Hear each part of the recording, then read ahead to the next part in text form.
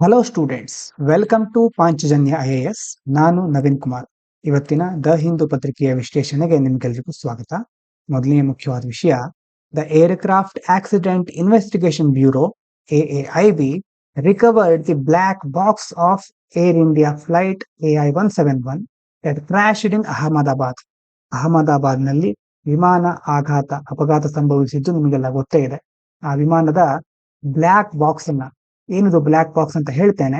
ಆ black box ಅನ್ನ AIIB ವಶಪಡಿಸಿಕೊಂಡಿದೆ. ಮತ್ತೆ ಇದರಲ್ಲಿ 240ಕ್ಕೂ ಹೆಚ್ಚು ಜನ ಸಾವನ್ನಪ್ಪಿದ್ದಾರೆ. ಮತ್ತೆ ಪ್ರಧಾನಮಂತ್ರಿ ನರೇಂದ್ರ ಮೋದಿ ಅವರು ಆ ಜಾಗಕ್ಕೆ ಭೇಟಿ ಕೊಟ್ಟಿದ್ದಾರೆ. ಮತ್ತೆ ಇಂತಹ ಘಟನೆಗಳಾದಾಗ ಮುಖ್ಯವಾಗಿ ಒಂದು ಪರಿಶೀಲನಾ ಸಭೆ ಅಂತ ನಡೆಸ್ತಾರೆ. ಅದರ ಅಧ್ಯಕ್ಷತೆಯನ್ನ ಪ್ರಧಾನಮಂತ್ರಿಯವರು ವಹಿಸಿಕೊಂಡಿದ್ದಾರೆ. ಇನ್ನು ಬ್ಲ್ಯಾಕ್ ಬಾಕ್ಸ್ ಅಂತಂದ್ರೆ ಏನು ಹಾಗಾದ್ರೆ?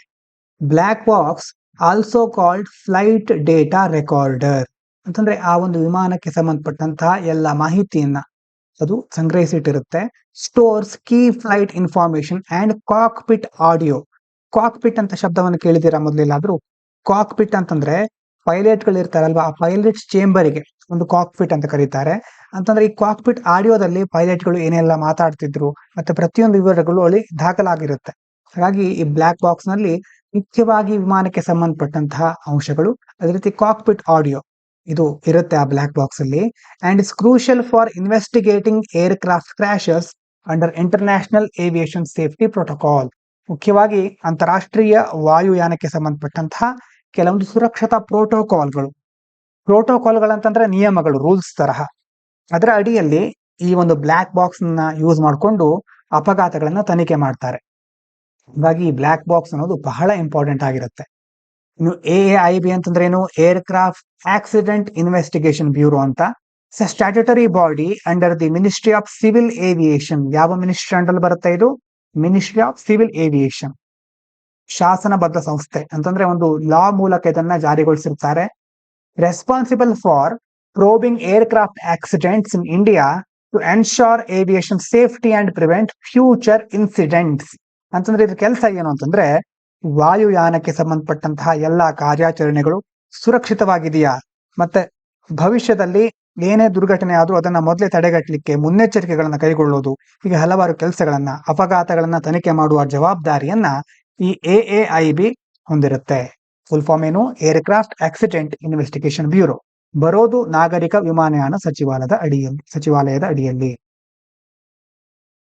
ಇನ್ನು ಎರಡನೇ ವಿಷಯ, Israel launched a large scale air and drone strike on Iran's nuclear and military facilities. Israel Iran ನಡುವೆ ಮತ್ತೆ ಸಂಘರ್ಷ ಶುರುವಾಗ್ಬಿಟ್ಟಿದೆ. ಮುಖ್ಯವಾಗಿ ಇರಾನ್ನ ಪರಮಾಣು ಮತ್ತೆ ಮಿಲಿಟರಿ ಸೌಲಭ್ಯಗಳ ಮೇಲೆ, ಬೇರೆ ಬೇರೆ ಅವರ ಕ್ಯಾಂಪ್ ಇರಬಹುದು, ಫೆಸಿಲಿಟಿಗಳಿರಬಹುದು, ಅದರ ಮೇಲೆ ದೊಡ್ಡ ಪ್ರಮಾಣದಲ್ಲಿ ಒಂದು ಏರ್ ಸ್ಟ್ರೈಕ್, ವಾಯು ದಾಳಿ ಮತ್ತೆ ಡ್ರೋನ್ ದಾಳಿಯನ್ನ ಇಸ್ರೇಲ್ ಆರಂಭಿಸಿದೆ. ಕಿಲ್ಲಿಂಗ್ ಕೀ ಪರ್ಸನಲ್, ತುಂಬಾ ಪ್ರಮುಖವಾದ ಜನರು ಸಾವನ್ನಪ್ಪಿದ್ದಾರೆ. After which Iran retaliated with missile attacks. ಇದಾದ ನಂತರ ಆ ದಾಳಿಗೆ ಪ್ರತಿದಾಳಿ ಅಂತ ಇರಾನ್ ಸಹ ಏನ್ ಮಾಡಿದೆ, Israel cities including Tel Aviv, Jerusalem, ಇಸ್ರೇಲ್ನ ಟೆಲ್ ಅವೀವ್ ಮತ್ತೆ ಜೆರುಸಲೆಂ ಮುಂತಾದ ನಗರಗಳ ಮೇಲೆ ಕ್ಷಿಪಣಿ ದಾಳಿಯನ್ನ ಮಾಡಿ ಪ್ರತೀಕಾರ ತೀರಿಸಿಕೊಳ್ತಾ ಇದೆ. ಇಲ್ಲೊಂದು ಟರ್ಮ್ ಬಂದಿದೆ ನೋಡಿ, ಪ್ರಿಯಂಪ್ಟಿವ್ ಸ್ಟ್ರೈಕ್ ಅಂತಂದ್ರೆ ಮುಂಜಾಗ್ರತಾ ದಾಳಿ ಅಂತ. A preemptive strike is a military attack launched to prevent an anticipated enemy action. ಅಂತಂದ್ರೆ ಈಗ ಶತ್ರು ಮತ್ತೊಂದು ಕಡೆಯಿಂದ ದಾಳಿ ಮಾಡ್ತಾ ಇದ್ದಾನೆ, ಅದನ್ನ ನಾವು ಮೊದಲೇ ತಡೆಗಟ್ಟಬೇಕು, ನಮಗೆ ಏನು ಆಗ್ಬಾರ್ದು ಅಂತ ನಾವೇ ಮುಂಜಾಗ್ರತೆಯಿಂದ ಕೈಗೊಳ್ಳುವಂತಹ ದಾಳಿ.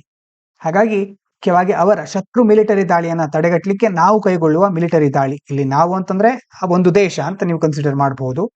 And is often debated under international law regarding self defence and sovereignty. ಮುಖ್ಯವಾಗಿ ಒಂದು ದೇಶ ತನ್ನ ಸ್ವಯಂ ರಕ್ಷಣೆ ಮಾಡ್ಕೊಳ್ಬೇಕಾದ್ರೆ ಮತ್ತು ಅದರ ಸಾರ್ವಭೌಮತ್ವ, ತನಗೆ ಬೇಕಾದ ನಿರ್ಣಯಗಳನ್ನು ತೆಗೆದುಕೊಳ್ಳುವುದಕ್ಕೆ ಸಂಬಂಧಪಟ್ಟ ಹಾಗೆ ಅಂತಾರಾಷ್ಟ್ರೀಯ ಕಾನೂನಿನ ಅಡಿಯಲ್ಲಿ ಈ ಮುಂಜಾಗ್ರತಾ ದಾಳಿಯ ಬಗ್ಗೆ ಚರ್ಚೆ ಮಾಡ್ತಾ ಇರ್ತಾರೆ. ಇನ್ನು nuclear non proliferation treaty, NPT ಅಂತ ಕರೀತಾರೆ. NPT is a global treaty, ಜಾಗತಿಕ ಮಟ್ಟದ ಒಂದು ಒಪ್ಪಂದ. ಇದು aimed at preventing the spread of nuclear weapons. ಈಗ ಪರಮಾಣು ಶಸ್ತ್ರಾಸ್ತ್ರಗಳ ಹರಡುವಿಕೆ ಅಂತಂದ್ರೆ ಸ್ಪ್ರೆಡ್ ಆಗೋದು ಅಂತಂದ್ರೆ ಏನು? ಎಲ್ಲ ದೇಶಗಳು ನ್ಯೂಕ್ಲಿಯರ್ ವೆಪನ್ಗಳ ಕಡೆ ಮುಖ ಮಾಡೋದು. ಅದು ಎಲ್ಲ ದೇಶಗಳು ಅದರ ಕಡೆ ಮುಖ ಮಾಡಿದ್ರೆ ಜಗತ್ತಿನಲ್ಲಿ ಹೆಚ್ಚು ಉದ್ವಿಗ್ನತೆ ಸೃಷ್ಟಿಯಾಗ್ತಾ ಹೋಗುತ್ತೆ, ಭಯ ಜಾಸ್ತಿ ಆಗುತ್ತೆ. ಅದನ್ನ ತಡೆಗಟ್ಟಬೇಕು ಅಂತ NPT ಅನ್ನ ತರ್ತಾರೆ. While Israel is not a signatory Israel ಈ ಒಂದು ಪರಮಾಣು ಅಪ್ರಸರಣ ಒಪ್ಪಂದಕ್ಕೆ ಸಹಿ ಮಾಡಿಲ್ಲ. Iran is making its nuclear activities subject to international monitoring. Israel ಇದಕ್ಕೆ ಸೈನ್ ಮಾಡಿಲ್ಲ, ಆದ್ರೆ ಇರಾನ್ ಸಹಿ ಮಾಡಿದೆ. ಹಾಗಾಗಿ ಆ ಒಂದು ಒಪ್ಪಂದಕ್ಕೆ ಸಹಿ ಮಾಡಿರೋದ್ರಿಂದ ಒಪ್ಪಂದಗಳ ಅಡಿಯಲ್ಲಿ ಬರುವ ಎಲ್ಲ ರೂಲ್ಸ್ಗಳು ಅದಕ್ಕೆ ಅಪ್ಲೈ ಆಗುತ್ತೆ. ಒಂದ್ ವೇಳೆ ಆ ರೂಲ್ಸ್ ಗಳನ್ನ ಫಾಲೋ ಮಾಡದಿದ್ರೆ ಅವರ ಮೇಲೆ ಕೆಲವು ನಿರ್ಬಂಧಗಳನ್ನ ಹೇರಬಹುದು, ಮತ್ತೆ ಅಂತಾರಾಷ್ಟ್ರೀಯ ಮಟ್ಟದಲ್ಲಿ ಆ ದೇಶವನ್ನ ಮೇಲ್ವಿಚಾರಣೆ ಮಾಡ್ತಾ ಇರ್ತಾರೆ. ಇನ್ನು ಮೂರನೇದು, India abstained from a recent UN general assembly resolution demanding a ceasefire in Gaza. Gaza Israel ನಡುವೆ ಅಲ್ಲೂ ಒಂದು ಆಗ್ತಾ ಇರೋದು ಯುದ್ಧ ಗೊತ್ತೇ ಇದೆ ನಿಮ್ಗೆ. ಅಲ್ಲಿ ಕದನ ವಿರಾಮ ಆಗ್ಬೇಕು ಅಂತ ಕೋರಿ ಮುಖ್ಯವಾಗಿ UN ವಿಶ್ವಸಂಸ್ಥೆಯ ಸಾಮಾನ್ಯ ಸಭೆಯಲ್ಲಿ ಒಂದು ಜನರಲ್ ಅಸೆಂಬ್ಲಿ ಆಗಿತ್ತು. ಆ ಜನರಲ್ ಅಸೆಂಬ್ಲಿಯಲ್ಲಿ ಒಂದು ರೆಸಲ್ಯೂಷನ್ ಅನ್ನ ಪಾಸ್ ಮಾಡ್ತಾರೆ. ಪಾಸ್ ಮಾಡೋದಕ್ಕೆ ವೋಟಿಂಗ್ ಅನ್ನ ಕೇಳ್ತಾರೆ ಎಲ್ಲಾ ದೇಶಗಳದ್ದು. ಆ ವೋಟಿಂಗ್ ನಿಂದ ಭಾರತ ದೂರ ಉಳಿದಿದೆ. ಅಬ್ಸ್ಟೇನ್ ಅಂತಂದ್ರೆ ವೋಟ್ ಪರವಾಗಿಯೂ ವೋಟ್ ಮಾಡದೇ ಇರೋದು, ವಿರೋಧವಾಗಿಯೂ ವೋಟ್ ಮಾಡದೇ ಇರೋದು.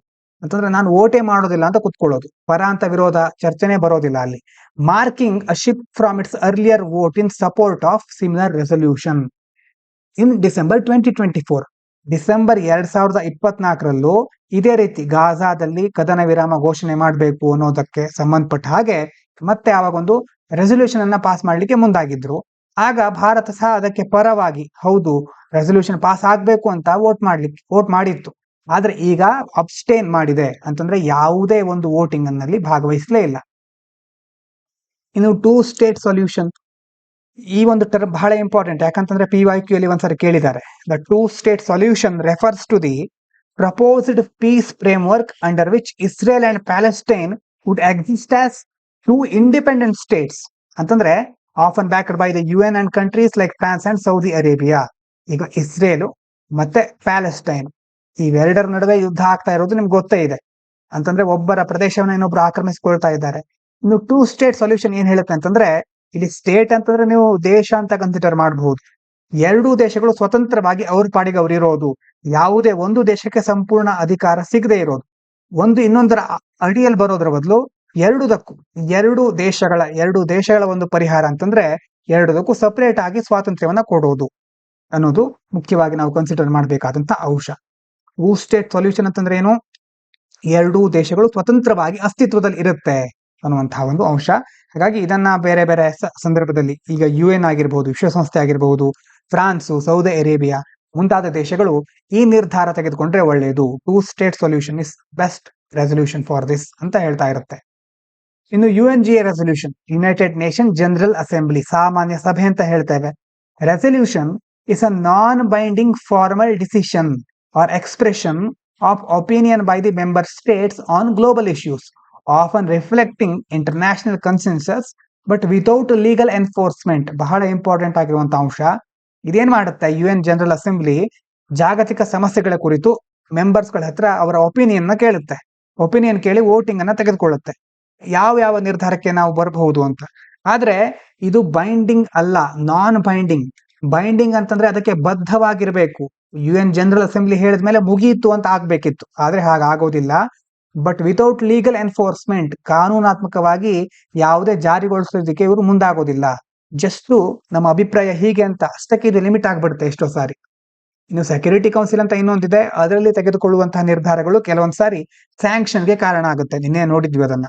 ಜನರಲ್ ಅಸೆಂಬ್ಲಿಯಲ್ಲಿ ಏನಾಗ್ಬಿಡುತ್ತೆ, ಬದ್ಧ ಆಗಿರೋದಿಲ್ಲ ದೇಶಗಳು ಕೆಲವೊಂದ್ ಸಾರಿ. ಹೀಗಾಗಿ ಇದನ್ನ ಮಿಸ್ಯೂಸ್ ಮಾಡ್ಕೊಳ್ತಾರೆ ಅಥವಾ ಅದ್ರ ಬಗ್ಗೆ ನೆಗ್ಲಿಜೆನ್ಸ್ ಇರುತ್ತೆ. ಇನ್ನು ಇಸ್ರೇಲ್ ಇರಾನ್ ಕಾನ್ಫ್ಲಿಕ್ಟ್ ಆಗ್ತಾ ಇದೆ. That conflict caused global oil prices to spike by 8%. ನೋಡಿ, ಇಸ್ರೇಲ್ ಇರಾನ್ ಸಂಘರ್ಷದಿಂದಾಗಿ ಜಾಗತಿಕ ಮಟ್ಟದಲ್ಲಿ ತೈಲದ ಬೆಲೆಗಳು 8ರಷ್ಟು ಹೆಚ್ಚಾಗ್ತಾ ಇವೆ.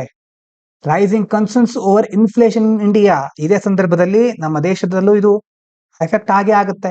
On oil import dependent country, ನಾವು ಆಯಿಲ್ ನ ಇಂಪೋರ್ಟ್ ಮಾಡ್ಕೊಳ್ಳೋದು ಜಾಸ್ತಿ, ಖರೀದಿ ಮಾಡ್ತಾ ಇದ್ದೇವೆ ಬೇರೆ ಕಡೆಯಿಂದ, ನಾವು ಆಮದು ಮಾಡ್ಕೊಳ್ತಾ ಇದ್ದೇವೆ, ನಮ್ಮ ಮೇಲೂ ಇದು ಎಫೆಕ್ಟ್ ಆಗುತ್ತೆ. And increasing export cost due to possible disruption of key maritime roots.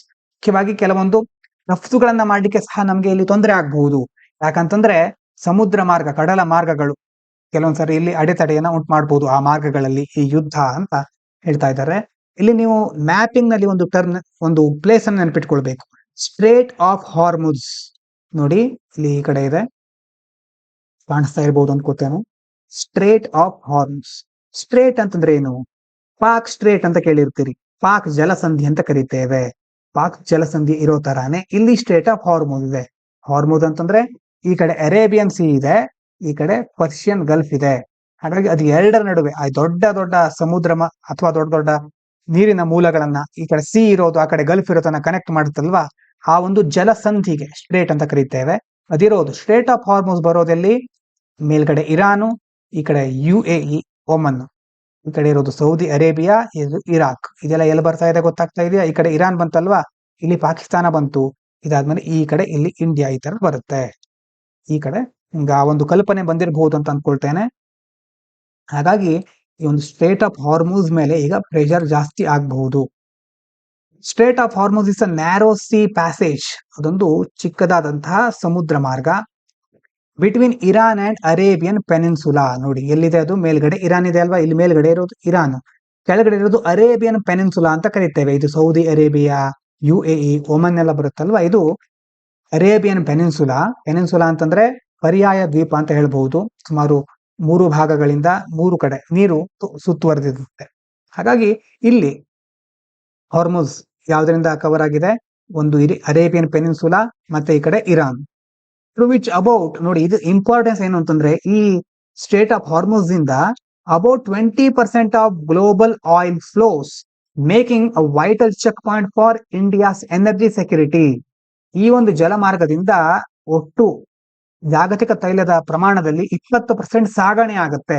ಇದರ ಮೇಲೆ ಪ್ರೆಷರ್ ಬೀಳ್ತಾ ಇದೆ ಮೇಲ್ಗಡೆ ಇರಾನ್, ಮುಖ್ಯವಾಗಿ ಆ ಒಂದು ಸಮಸ್ಯೆಯಿಂದಾಗಿ.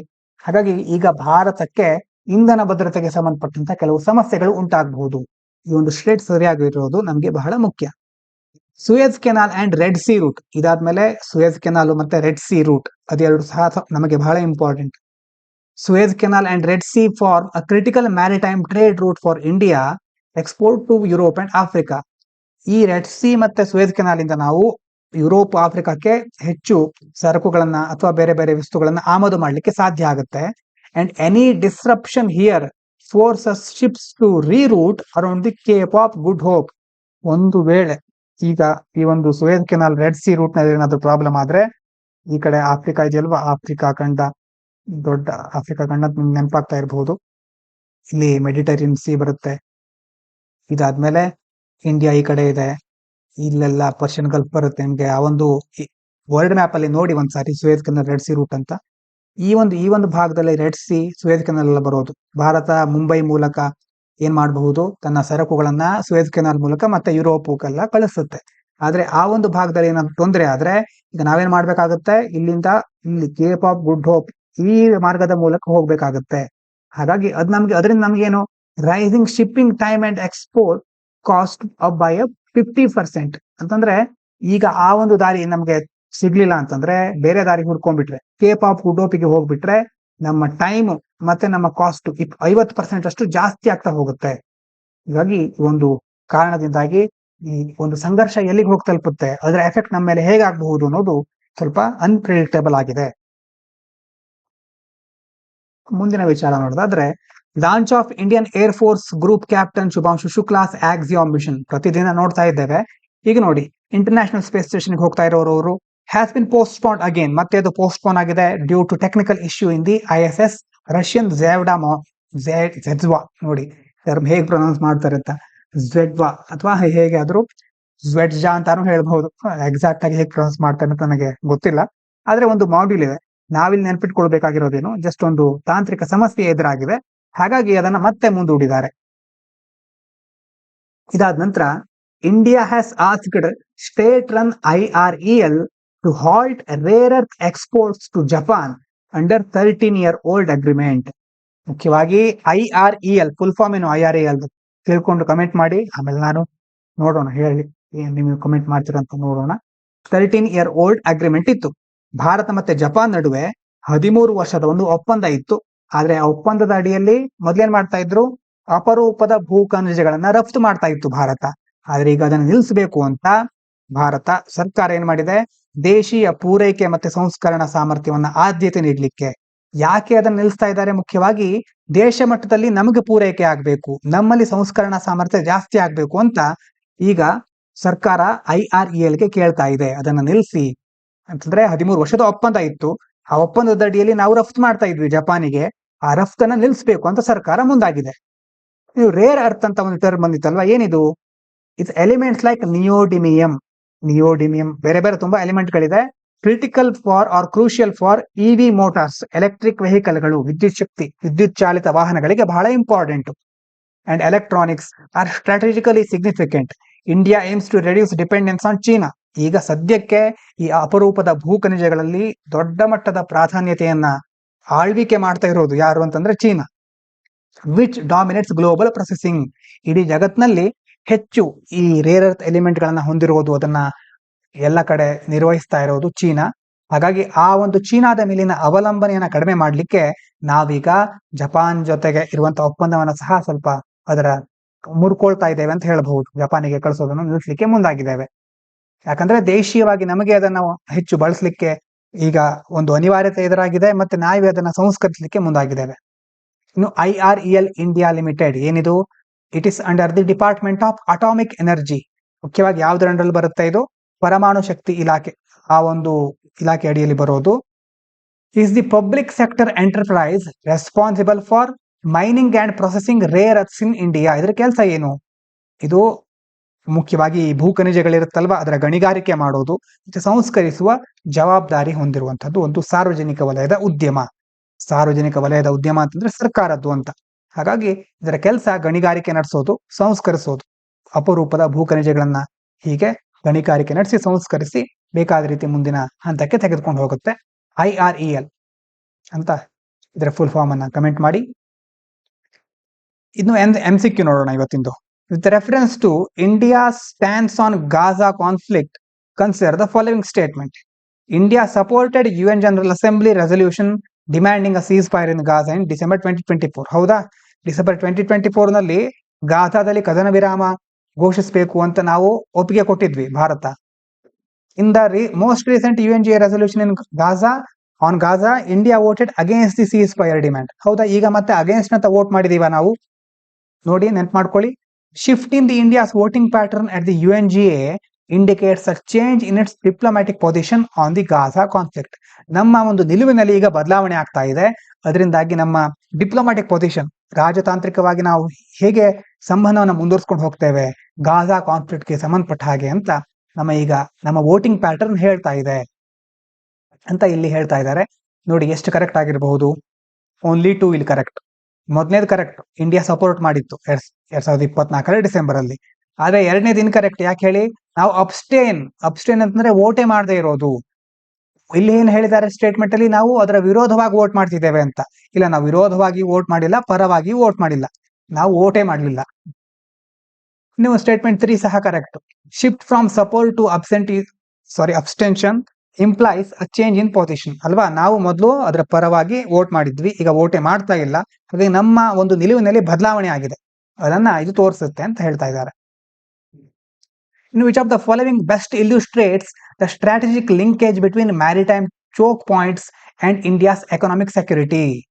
ಮುಖ್ಯವಾಗಿ ಸ್ಟ್ರೇಟ್ ಆಫ್ ಹಾರ್ಮುಜ್ಗೆ ಸಂಬಂಧಪಟ್ಟಿದ್ದು. ನೋಡಿ ಏನ್ ಹೇಳ್ತಾ ಇದೆ. Strait of Hormuz primarily affect India's textile exports to Europe and Africa. ಮುಖ್ಯವಾಗಿ ನಮ್ಮ ಟೆಕ್ಸ್ಟೈಲ್ ಎಕ್ಸ್ಪೋರ್ಟ್ಗೆ ಎಫೆಕ್ಟ್ ಆಗುತ್ತಾ ಇದು? ನೋಡಿ, disruption in Suez canal increases shipping time and cost for India's oil import from the Gulf. ನಾವು ಸುಯೆಜ್ ಕೆನಾಲ್ ಅಲ್ಲಿ ಏನಾದ್ರು disruption ಆದ್ರೆ ಅದರಿಂದಾಗಿ ಮುಖ್ಯವಾಗಿ ನಮ್ಮ ಶಿಪ್ಪಿಂಗ್ ಟೈಮ್, ಕಾಸ್ಟ್ ನಲ್ಲಿ ಕೆಲವೊಂದು ಅದರ ಮೇಲೆ ಎಫೆಕ್ಟ್ ಆಗಬಹುದು. Any blockade of the Red Sea route can force India's cargo to reroute around the Cape of Good Hope, leading up to 50% rise in export cost. ಒಂದು ವೇಳೆ ರೆಡ್ ಸಿ, ಸುಯೆಜ್ ಕೆನಾಲು ಅಥವಾ ಆ ಒಂದು ಭಾಗದಲ್ಲಿ ನಮಗೇನಾದ್ರೂ blockade ಆಗ್ಬಿಟ್ರೆ, ತೊಂದರೆ ಆಗ್ಬಿಟ್ರೆ ನಾವು ಮತ್ತೆ ಏನ್ ಮಾಡ್ಬೇಕಾಗುತ್ತೆ? ದಾರಿಯನ್ನ ಮರು ಹೊಂದಿಸಬೇಕಾಗತ್ತೆ ಕೇಪ್ ಆಫ್ ಗುಡ್ ಹೋಪಿಗೆ. ಅದರಿಂದಾಗಿ 50% ರೈಸ್ ಆಗುತ್ತೆ ಎಕ್ಸ್ಪೋರ್ಟ್ ಕಾಸ್ಟ್ ಅಲ್ಲಿ ಅಂತ ಈ ಸ್ಟೇಟ್ಮೆಂಟ್ ಅಲ್ಲಿ ಹೇಳ್ತಾ ಇದ್ದಾರೆ. ಇನ್ನು Cape of Good Hope is India's default trade route to the west when global tension rice.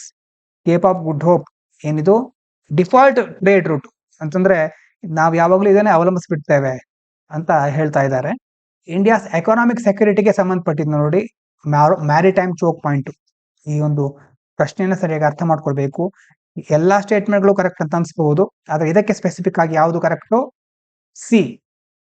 ನೋಡಿ ಆ ನೋಟ್ ನಲ್ಲಿ ಕೊಟ್ಟಿರೋ ಹಾಗೆ, red C route disruption increases shipping cost for export by forcing on longer reroutes. ನಮ್ಮ economic ಸೆಕ್ಯೂರಿಟಿಗೆ ಸಂಬಂಧಪಟ್ಟ ಹಾಗೆ red C root ಅಲ್ಲಿ ಏನಾದ್ರು ಡಿಸ್ರಪ್ಷನ್ ಆದ್ರೆ ನಾವು ಲಾಂಗರ್ ರೂಟ್ ಅನ್ನ ಕೇಪ್ ಆಫ್ ಗುಡ್ ಹೋಪ್ ಇಂದ ಕನ್ಸಿಡರ್ ಮಾಡಬೇಕಾಗುತ್ತೆ. ಅದರಿಂದ ನಮಗೆ ಕಾಸ್ಟ್ ಟೈಮ್ ಎಲ್ಲ ಜಾಸ್ತಿ ಬೇಕಾಗುತ್ತೆ. ಇನ್ನು with reference to India's rare earth strategy, rare earth minerals ಗೆ ಸಂಬಂಧಪಟ್ಟಿದ್ದು, India's decision to suspend rare earth exports to Japan reflects a prioritization of self reliance in strategic minerals. ನಾವೇನ್ ಮಾಡಿದ್ದೇವೆ, ಜಪಾನಿಗೆ ಕಳಿಸ್ತಾ ಇರೋದನ್ನ ಸಸ್ಪೆಂಡ್ ಮಾಡಿದ್ದೇವೆ. ಇದರ ಅರ್ಥ self reliance in strategic minerals. ಹೌದಾ? ಆತ್ಮನಿರ್ಭರತೆಯನ್ನು ಸಾಧಿಸೋದು, ಬೇರೆ ದೇಶದ ಮೇಲಿನ ಅವಲಂಬನೆಯನ್ನು ಕಡಿಮೆ ಮಾಡೋದಕ್ಕೋಸ್ಕರ ನಾವಿದನ್ನ ಮಾಡ್ತಾ ಇದ್ದೇವೆ ಅಂತ ಇದರಲ್ಲಿ ಹೇಳ್ತಾ ಇದ್ದಾರೆ. Rare earth elements such as neodymium have limited significance outside nuclear energy application. ಅಂತಂದ್ರೆ ಇವ್ರು ಹೇಳ್ತಾ ಇರೋದು ಏನಂತಂದ್ರೆ, ನ್ಯೂಕ್ಲಿಯರ್ ಎನರ್ಜಿ ಪರಮಾಣು ಶಕ್ತಿ ಅಪ್ಲಿಕೇಶನ್ಗೆ ಸಂಬಂಧಪಟ್ಟ ಬಿಟ್ಟು, ಅಂತಂದ್ರೆ ನ್ಯೂಕ್ಲಿಯರ್ ಎನರ್ಜಿ ಬಿಟ್ಟು ಬೇರೆ ಕಡೆ ಅಷ್ಟೇನು ಇದರ ಪ್ರಯೋಜನಗಳು ಇಲ್ಲ ಅಂತ ಹೇಳ್ತಾ ಇದ್ದಾರೆ. ಇನ್ನು IREL India limited operates under the ministry of mines and focus exclusive on export promotion. ಇದ್ರ ಬಗ್ಗೆ ಥಿಂಕ್ ಮಾಡಿ. IREL ministry of mines under ಅಲ್ಲಿ ವರ್ಕ್ ಮಾಡುತ್ತಂತೆ, and focus exclusively on export promotion. ಹೌದಾ? ಥಿಂಕ್ ಮಾಡಿ. ಇದರಲ್ಲಿ ಎಷ್ಟು ಕರೆಕ್ಟು? Only one. ಯಾವ್ದು ಕರೆಕ್ಟ್ ಆಗಿದ್ರೆ ಸ್ಟೇಟ್ಮೆಂಟ್ 1 ಇಸ್ ಕರೆಕ್ಟ್. ಯಾಕೆ ಜಪಾನ್ ಜೊತೆ ಈಗ ಒಪ್ಪಂದವನ್ನು ಮುರಿದುಕೊಳ್ಳೋ ಹಂತಕ್ಕೆ ಬಂದಿದ್ದೇವೆ ಅಂತಂದ್ರೆ, ಇಂಡಿಕೇಟ್ ಸ್ಟ್ರಾಟಜಿಕ್ ಸೆಲ್ಫ್ ರಿಲಯನ್ಸ್, ಅಂತಂದ್ರೆ ನಾವು ಸ್ವಾವಲಂಬನೆಯನ್ನು ಸಾಧಿಸಲಿಕ್ಕೆ ಮುಂದಾಗ್ತಾ ಇದ್ದೇವೆ. ಚೀನಾದ ಮೇಲಿನ ಒಂದು ಅವಲಂಬನೆಯನ್ನು ಕಡಿಮೆ ಮಾಡಲಿಕ್ಕೆ ಮುಂದಾಗ್ತಾ ಇದ್ದೇವೆ. Statement 2 and 3 are incorrect. ಯಾಕೆ? ನಿಯೋಡಿಮಿಯಂ ಅನ್ನ ಜಸ್ಟ್ ಪರಮಾಣು ವಿಭಾಗಕ್ಕೆ ಸಂಬಂಧಪಟ್ಟಾಗ ಮಾತ್ರ ಅಲ್ಲ, ಎಲೆಕ್ಟ್ರಿಕ್ ವೆಹಿಕಲ್ಗಳಲ್ಲಿ, ಎಲೆಕ್ಟ್ರಾನಿಕ್ ಗಳಲ್ಲಿ ಸಹ ಯೂಸ್ ಮಾಡ್ತೇವೆ. ಮತ್ತೆ IREL ಯಾವ್ದ್ರ ಅಂಡರ್ ಬರುತ್ತೆ? Under the department of atomic energy, not mines. ಗೊತ್ತಾಗ್ತಾ ಇದೆಯಾ? ಡಿಪಾರ್ಟ್ಮೆಂಟ್ ಆಫ್ ಅಟಾಮಿಕ್ ಎನರ್ಜಿ ಅದರ ಅಂಡರ್ ಬರುತ್ತೆ. ಮತ್ತು ಅದೇ ರೀತಿ ಇದು ಡಿಪಾರ್ಟ್ಮೆಂಟ್ ಅಲ್ವಾ, ಇದು ಯಾವ ಮಿನಿಸ್ಟ್ರಿ ಅಂಡರ್ ಬರುತ್ತೆ ಅಂತ ನೀವು ಕೇಳಬಹುದು. ಇದು ಮಿನಿಸ್ಟ್ರಿ ಲೆವೆಲ್ ಡಿಪಾರ್ಟ್ಮೆಂಟ್, ಅಂತಂದ್ರೆ ನೇರವಾಗಿ ಪ್ರಧಾನಮಂತ್ರಿಯವರು ಇದರ ಮುಖ್ಯಸ್ಥರಾಗಿರ್ತಾರೆ. Which of the following statement best highlights the strategic asymmetry between Iran and Israel with respect to the nuclear non proliferation treaty, NPT ಬಗ್ಗೆ ನೆನಪಾಗ್ತಾ ಇದೆಯಾ? ಪರಮಾಣು ಪ್ರಸರಣವನ್ನ ತಡೆಯೋದು. Iran and Israel are both NPT signatories, but only Iran faces international inspections. ಹೌದಾ? Iran ಮತ್ತೆ Israel ಎರಡು sign ಮಾಡಿದ್ಯಾ ಅದಕ್ಕೆ? ಎರಡನೇದು, Israel's non membership in the NPT exempted from legal obligation of non-proliferation, unlike Iran. ಇಸ್ರೇಲ್ಗೆ membership ಅನ್ನ ಪಡ್ಕೊಂಡಿಲ್ಲ, ಹಾಗಾಗಿ ಯಾವುದೇ legal obligation, ಕಾನೂನಾತ್ಮಕ ಕ್ರಮಗಳಿಂದ ಅದು ಹೊರಗುಳಿಯುತ್ತೆ ಅಂತ ಹೇಳ್ತಾ ಇದ್ದಾರೆ. ಇನ್ನು Israel's nuclear program is overseen by IAEA, whereas Iran's is not. ಇಸ್ರೇಲಿನ ಪ್ರೋಗ್ರಾಮ್ಗಳನ್ನ IAEA ಓವರ್ಸೀನ್ ಮಾಡುತ್ತಂತೆ, ಮೇಲ್ವಿಚಾರಣೆ ಮಾಡುತ್ತಂತೆ, ಇರಾನ್ ಇನ್ ಮಾಡಲ್ಲ ಅಂತ ಹೇಳ್ತಾ ಇದ್ದಾರೆ. Both countries have declared their nuclear arsenals to the United Nations Security Council. ಅಂತಂದ್ರೆ ಮುಖ್ಯವಾಗಿ ಎರಡು UN ಸೆಕ್ಯೂರಿಟಿ ಕೌನ್ಸಿಲ್ಗೆ ತಮ್ಮ ನ್ಯೂಕ್ಲಿಯರ್ ಆಸನಗಳು ಯಾವ್ಯಾವ ರೀತಿ ಇದೆ ಅಂತ ಡಿಕ್ಲೇರ್ ಮಾಡಿದ್ದಾರೆ ಅಂತ ಹೇಳ್ತಾ ಇದ್ದಾರೆ. ಇದರಲ್ಲಿ ಸರಿಯಾದ ಆಪ್ಷನ್ ಬಿ. ನೋಟ್ಸ್ ಅಲ್ಲಿ ಕೊಟ್ಟಿದ್ದೇವೆ. ಇರಾನ್ ಇಸ್ ಅ ಸಿಗ್ನೇಟರಿ ಅಲ್ವಾ? Iran signatory and subject to monitoring. Israel is not a signatory. Iran NPTಗೆ ಸೈನ್ ಮಾಡಿದೆ, ಇಸ್ರೇಲ್ ಮಾಡಿಲ್ಲ. ಅದಾದ್ಮೇಲೆ ಕೊನೆಯಲ್ಲಿ ವೊಕ್ಯಾಬ್ಯುಲರಿ ಇದೆ ಇವತ್ತಿಂದು. As the players enter the field for more final scrimmage. ಏನು ಸ್ಕ್ರಿಮ್ಯಾಜ್ ಅಂತಂದ್ರೆ ಫೈಟ್, ಸ್ಟ್ರಗಲ್ ಅಥವಾ ಪ್ರಾಕ್ಟೀಸ್ ಮ್ಯಾಚ್ ಅಂತ ಸಹ ನಾವು ಕನ್ಸಿಡರ್ ಮಾಡಬಹುದು. ಇಲ್ಲಿ ತುಂಬಾ ಆಟಗಾರರೆಲ್ಲ ಮೈದಾನಕ್ಕೆ ಬಂದ್ರು, ಮುಖ್ಯವಾಗಿ ಏನ್ ಮಾಡ್ಲಿಕ್ಕೆ, ಅಭ್ಯಾಸದ ಪಂದ್ಯವನ್ನ ಆಡ್ಲಿಕ್ಕೆ. ಸೆನ್ಸ್ ಆಫ್ ರೆಪಿಟೇಷನ್ ಅಂತಂದ್ರೆ ಏನು? ಫಿಯರ್, ಆಂಗ್ಸೈಟಿ, ಭೀತಿ, ಆತಂಕ ಅಂತ ಹೇಳ್ತೀವಲ್ವಾ, ಎಲ್ಲರಲ್ಲೂ ಒಂಥರ ಭಯದ ವಾತಾವರಣ ಮನೆ ಮಾಡಿತ್ತು. ದೇ ಆರ್ ಯೂಶುವಲಿ ಸ್ಟ್ಯಾಡ್ ಕೋಚ್, ಅವರ ಒಂದು ಕೋಚ್ ಯೂಶುವಲಿ ಹೇಗಿರ್ತಾ ಇದ್ರು? ಗಂಭೀರವಾಗಿರ್ತಿದ್ರು, ಕಾಮ್ ಆಗಿರ್ತಾ ಇದ್ರು. Known for is com and serious manner, suddenly looked anxious, ಯಾವಾಗಲೂ ಕೂಲ್ ಆಗಿ ಸ್ವಲ್ಪ ಗಂಭೀರವಾಗಿರ್ತಾ ಇದ್ದಂತ ಅವರ ಕೋಚ್ ಸಹ ಇವತ್ತು ಆಂಕ್ಷಿಯಸ್ ಆಗಿದ್ರು, ಉದ್ವೇಗದಿಂದ ಒಳಗಾಗಿರೋದು ಅಥವಾ ಸ್ವಲ್ಪ ಭಯಭೀತರಾಗಿರೋದು ಕಂಡು ಬರ್ತಾ ಇತ್ತು. ದ ಸ್ಕೈ ವಾಸ್ ಡಾರ್ ಅಂತಂದ್ರೆ gloomy, lifeless, grey and lifeless ಅಂತಂದ್ರೆ ಆಕಾಶ ಸಹ ಅಷ್ಟೇನು ಜೀವಂತಿಕೆ ತುಂಬಿರ್ಲಿಲ್ಲ, ಅದರಲ್ಲಿ ಸ್ವಲ್ಪ ಡಲ್ ಆಗಿತ್ತು ಅಂತ.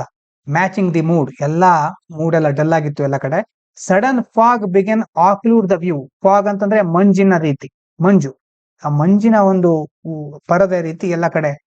ಆಕ್ಲೂಡ್ ದ ವ್ಯೂ, ಆಕ್ಲೂಡ್ ಅಂತಂದ್ರೆ ಏನು, ಬ್ಲಾಕ್ ಆಗೋದು. ಇಡೀ ಒಂದು ಮಂಜಿನಿಂದಾಗಿ ಮೇಲ್ಗಡೆ ಸ್ಕೈ ಸರಿಯಾಗಿ ಕಾಣಿಸ್ತಾ ಇರಲಿಲ್ಲ. Making it hard to see the other end of the field. ಆಕಾಶ ಮಾತ್ರ ಅಲ್ಲ, ಇಡೀ ಮೈದಾನದಲ್ಲೇ ಮಂಜು ತುಂಬಿಕೊಂಡು ಆ ಕಡೆ ಸೈಡ್ ಅನ್ನ ನೋಡ್ಲಿಕ್ಕೆ ಆಗ್ತಾ ಇರಲಿಲ್ಲ. ಹಾಗಾಗಿ ಇವಿಷ್ಟು ಮುಖ್ಯವಾದ ವಿಚಾರಗಳು. ನಾಳೆ ಸಂಡೇ ಆಗಿರೋದ್ರಿಂದ ಅನಾಲಿಸಿಸ್ ಇರೋದಿಲ್ಲ. ಸೋಮವಾರ ಸಂಡೇ ಇದನ್ನ ಮುಗಿಸ್ಕೊಂಡು ಮತ್ತೆ ಕಂಟಿನ್ಯೂ ಮಾಡೋಣ. ಹಾಗಾಗಿ ಎಲ್ರಿಗೂ ಧನ್ಯವಾದಗಳು. ಇದು ಪಾಂಚಜನ್ಯ IAS.